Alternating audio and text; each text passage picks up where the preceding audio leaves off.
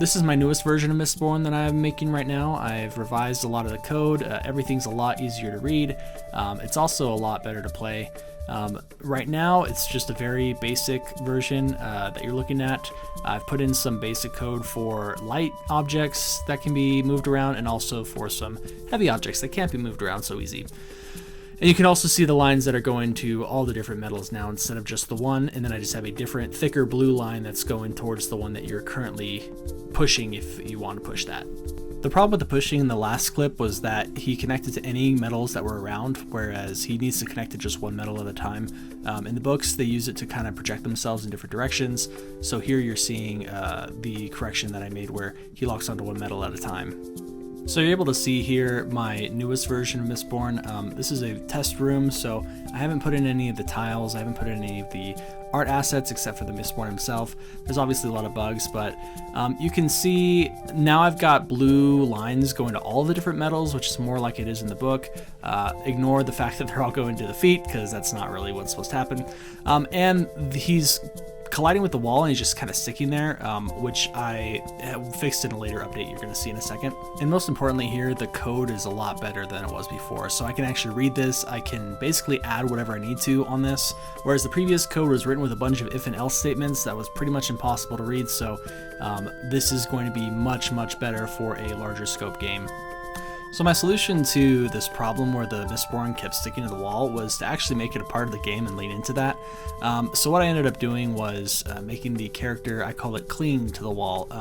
So all my code says cling, and basically I thought of it like Spider-Man, where Spider-Man walks across the walls. Mistborns are not Spider-Men, but they are assassins and they are thieves, and they know how to sneak around, and I figure a game like this would probably involve a lot of sneaking. So you're going to be able to cling to the walls and the ceilings and move around that way. Obviously you won't stick to those forever. You're going to be able to move around while you're on the ceiling and walls like a ninja. And here I am making the animation. This is just a very temporary animation just while I get everything set up, and I'm going to eventually change this so it's a lot cleaner, and then program everything correctly so it'll all work eventually. So now I've got the cling working nicely. I'm moving across the walls like Spider-Man, which is great. You can ignore the blue lines going all over the place, but what you can't ignore is that climbing is not sticking to the walls, it's going through walls, which is a much more serious problem, because the lines thing I can fix pretty easily, but going up and down the walls in the wrong spots and clipping through the walls, that's going to be a much bigger problem to fix. So just wanted to kind of update you on that. I ran into a lot of bugs as I was trying to get this to work. The most notorious one is this horrible bug where he keeps like sticking into the wall, and I was dealing with this for hours and it was a huge pain in the neck. So when it finally got resolved, I was very happy. One of the hardest parts about getting this cling to work was transferring between a side and a top cling.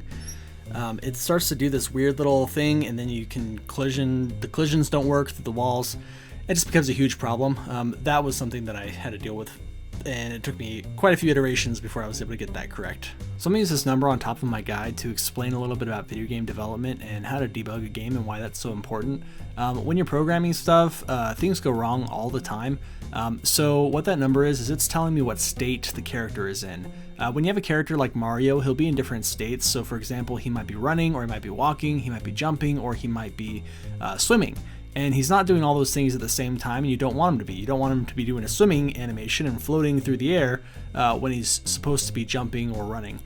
So what this is doing is it's switching between all these different states. So first he's jumping, then he's walking, then he's clinging. So you can see he's clinging 9 would be cling right, clinging top would be cling 10.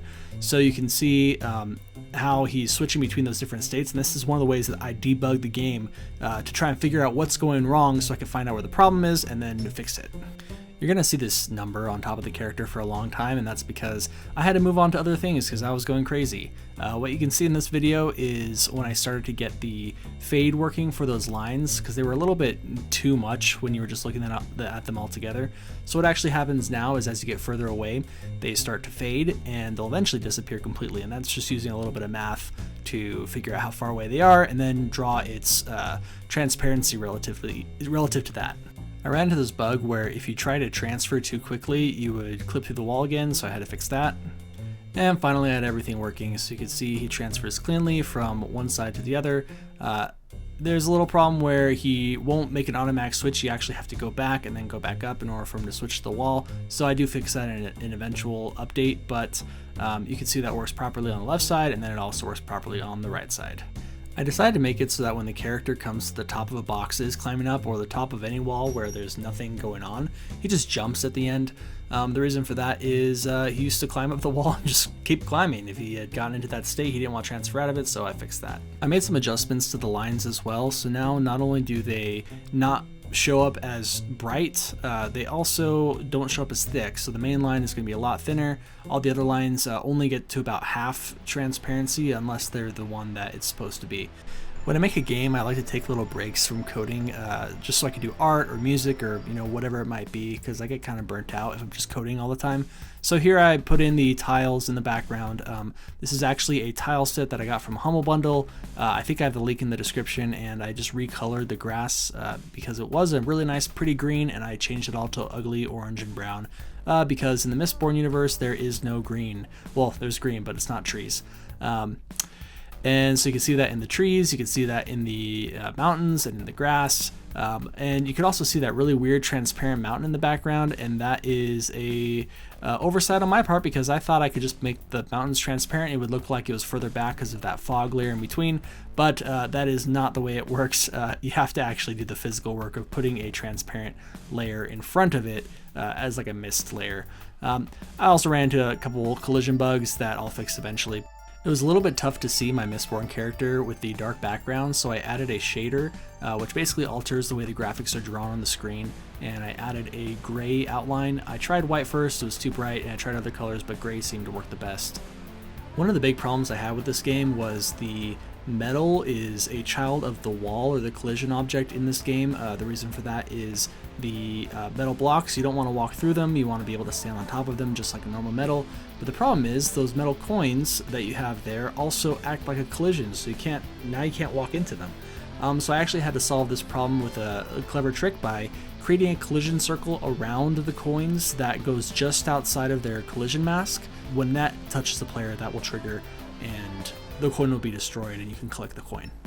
After that, I added the key ingredient to any Mistborn game, and that is a bunch of mist. I changed the particle effects, which are kind of these embers in the background, because of the ash in the Mistborn books, and there's a lot more of them, probably twice as many I think now.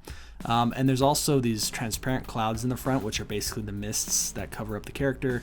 I'm toying around with possibly making them more transparent or less transparent, depending on whether you have tin activated in the future, because that's kind of that power in the books. But we'll see what I do with that.